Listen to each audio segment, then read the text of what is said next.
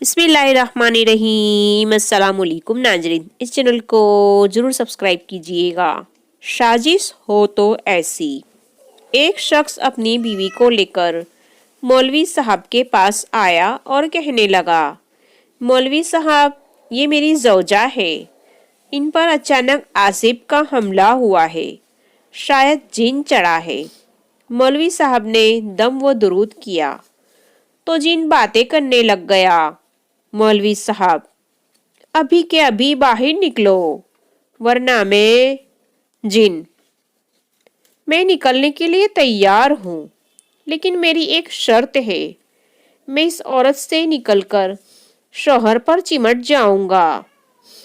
शौहर डर के मारे 2 कदम पीछे हटते हैं। मौलवी साहब, ये नहीं हो सकता।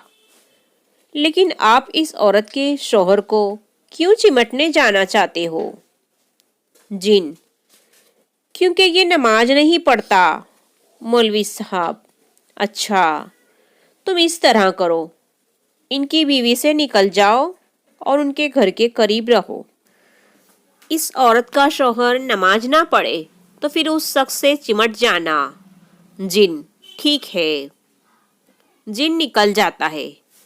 चंद दिन बाद वो औरत मौलवी साहब को फ़ोन करके शुक्रिया अदा करती है कि अब ना सिर्फ उनका शौहर सफ़े अव्वल में नमाज पढ़ता है, बल्कि अक्सर मस्जिद का दरवाज़ा भी वही खोलता है और अजान भी देता है।